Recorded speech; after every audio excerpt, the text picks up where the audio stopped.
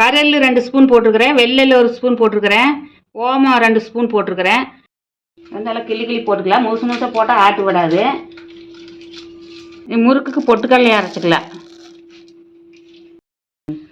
இப்போ உப்பு காரமெல்லாம் நம்ம உங்களுக்கு டேஸ்ட்டுக்கு தகுந்த மாதிரி நீங்கள் போட்டுக்கோங்க. நாங்கள் எங்களுக்கு தகுந்த மாதிரி நாங்கள் எண்ணெய் காஞ்சது நீங்கள் போட்டுக்கலாம்.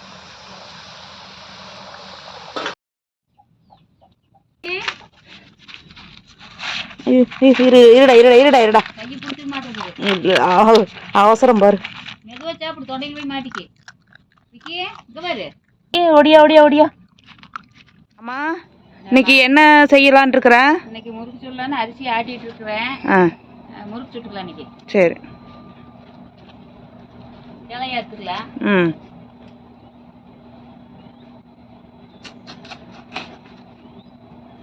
இன்னைக்கு முறுக்குக்கு அரிசி ஆட்டலாம். மிளகாய் வந்து ஆட்டையிலையும் போட்டுக்கலாம். முதல்ல போட்டு ஆட்டிக்கலாம். மிளகா பிடிக்க வேலை மிளகா போட்டு ஆட்டி எடுத்துக்கலாம். ஆட்டி அது கூட அரிசி போட்டுக்கலாம். அப்புறம் எல்லாம் ஒன்றா கலந்து ஆட்டி விட்டுரு. அதனால் முதல்ல மிளகாய் போட்டு 2 பிடி அரிசிக்கு ஒரு 12 மிளகா போட்டிருக்கிறேன். காரத்துக்கு தகுந்த மாதிரி போட்டுக்கலாம். அப்புறம் பத்திலினா ஆட்டிட்டு கொஞ்சம் மிளகா பிடி கூட பத்திலினா போட்டுக்கலாம். இப்போதைக்கு வந்து மிளகா போட்டுக்கலாம் ஆட்டுறதுக்கு. எல்லாம் கிள்ளி போட்டோம்னா கொஞ்சம் சீக்கிரம் ஆட்டி விட்டுரு. அப்படியே போட்டோம்னா முழுசாக அரிசி ஆட்டினா கூட இது மிளகாய் ஆட்டி விடாது. அதுக்கு சின்னதாக கிள்ளி போட்டுக்கலாம். இந்த மிளகாயோட அரிசி கொஞ்சம் போட்டு ஆட்டிக்கலாம். அப்புறமா எல்லா அரிசியும் போட்டு ஆட்டிக்கலாம். அது மிளகாய் ஆட்டு விடுறதுக்கு மட்டும் கொஞ்சமாக அரிசி போட்டு பற்றி ஆட்டிக்கலாம். அரிசி நம்ம போட்டோம்னா மிளகாய் ஆட்டு விடாது. அதனால் ஒரு சேர் அரிசி போட்டு மிளகாய் ஆட்டு வரலும் ஆட்டு விட்டுச்சுன்னா அப்புறம் எல்லா அரிசியும் போட்டு உள்ளே போட்டு ஆட்டிக்கலாம்.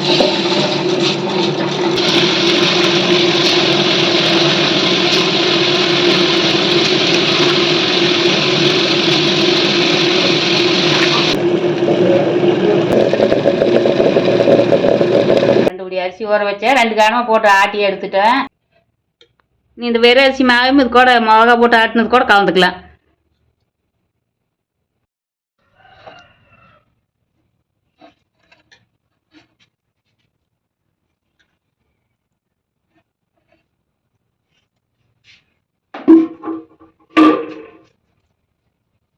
நீ 2 ஒன்றா போட்டு கலந்துக்கலாம். நல்லா ஒரு சுற்று விட்டு அப்புறம் எல்லாம் வதச்சிக்கலாம். மாவு சந்தனமாட்டம் ஆட்டிக்கோணும். நெகுன்னு நல்லா பாட்டியாச்சு. நீ மிளகாய் அரிசி எல்லாம் போட்டு கலந்தாச்சு. இந்த தேவையான பொருளெல்லாம் போட்டு கலந்துக்கலாம். நீ முறுக்குக்கு பொட்டுக்கடலையை அரைச்சிக்கலாம். கடலை அரைச்சாச்சு. நீ சளிச்சு எடுத்துக்கலாம். கப்பி தனியாக மாவு தனியாக சளிச்சு எடுத்துக்கலாம். அப்படியே போட்டாக்கா அப்புறம் முறுக்கு குடியில் வந்து போய் அரைச்சிக்கு. அதனால் வந்து சளிச்சு போட்டுக்கலாம்.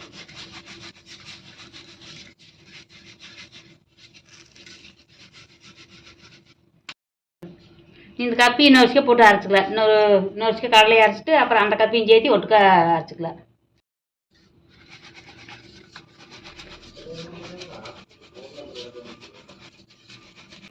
கரல் 2 ஸ்பூன் போட்டிருக்கிறேன், வெள்ளெல் 1 ஸ்பூன் போட்டிருக்கிறேன், ஓமம் 2 ஸ்பூன் போட்டிருக்கிறேன். இதெல்லாம் தண்ணியில் கழிஞ்சு போட்டுக்கலாம். இல்லைன்னா கல் இருக்கிறதுல ஒன்றாரே இருக்குது. அதனால் கழிஞ்சு எடுத்துக்கலாம். இப்படி அரிச்சு எடுத்துக்கலாம். கல் இருக்குது.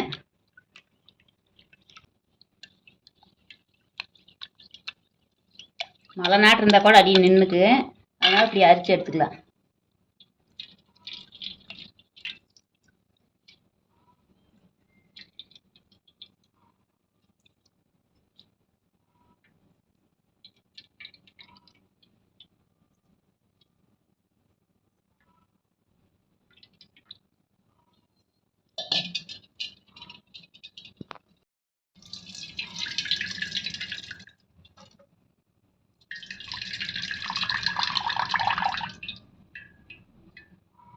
கல் மண்ணெல்லாம் அரிச்சு எடுத்தாச்சு. நீ போட்டுக்கலாம். உள்ள அரிசிக்கலாம்.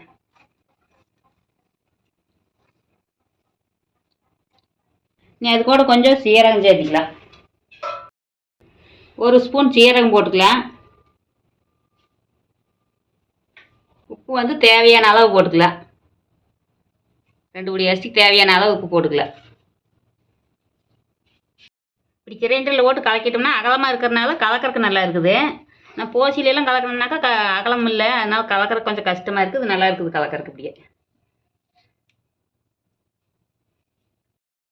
கடலை மாவு போட்டு கலக்கலாம். கூடைய கடலை போட்டிருக்கிறேன் 2 பிடி அரிசிக்கு. அதையும் போட்டு கலந்து எடுத்துக்கலாம். 100 கிராம் வெண்ணெய் போட்டுக்கலாம். அப்போ தான் நல்லா பொறு நல்லா இருக்குது வெண்ணெய் போட்டோம்னா.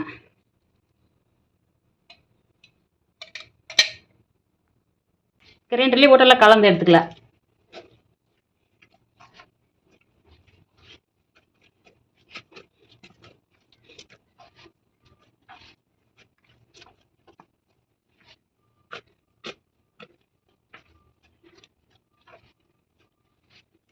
காரம் கொஞ்சம் பத்தாததுக்கு மறுச்சு மிளகு பொடி கொஞ்சம் போட்டிருக்கிறேன். மிளகாய் போட்டது கொஞ்சம் பத்தில் காரம், அதனால் மிளகு பொடி கொஞ்சம் போட்டிருக்கிறேன். நல்லா பஞ்சிக்கலாம் நல்லா.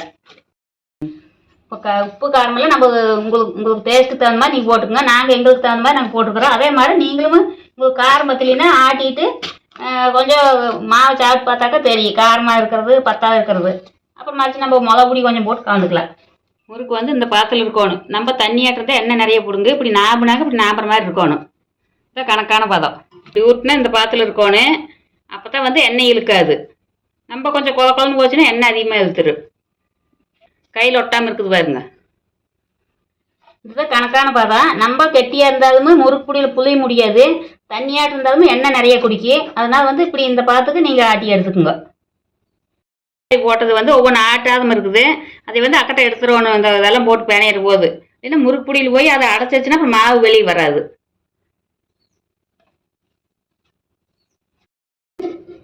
நல்லா கலக்கியாச்சு. நீ போய் முறுக்கு சுட்டுக்கலாம்.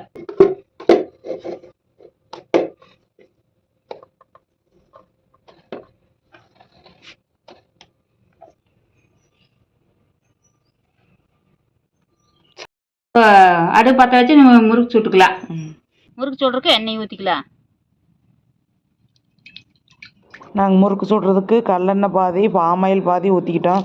உங்களுக்கு தேவைங்கிறபடி எண்ணெய் ஊற்றிக்கிங்க. நீங்கள் அடுப்பு பற்ற வச்சுக்கலாம். நீ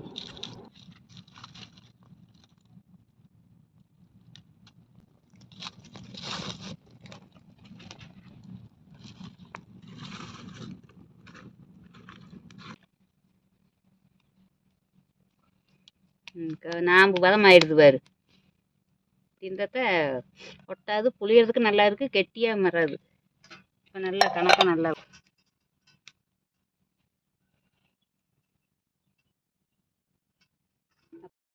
புளிஞ்சாச்சு. நீ போட்டுக்கலாம்.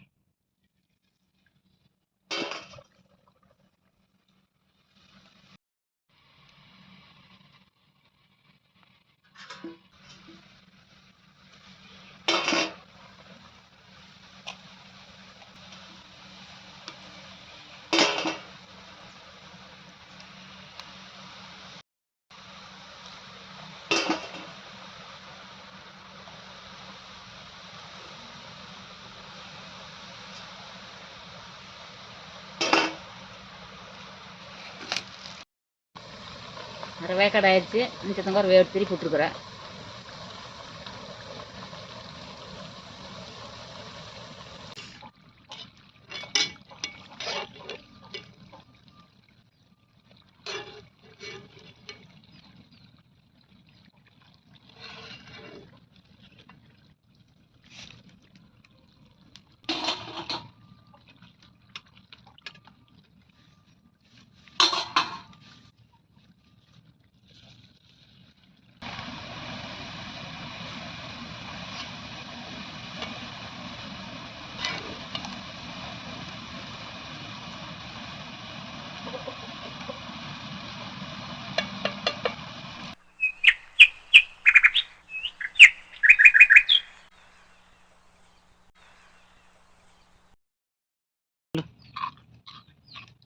முறுக்கு நல்லா பொறுன்னு இருக்குது.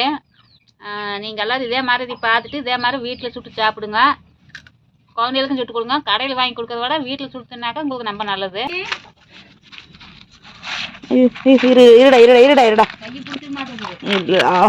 அவசரம் பாரு. மெதுவாக சாப்பிடு, தொண்டையில் போய் மாட்டிக்கு. விக்கி இங்கே பாரு.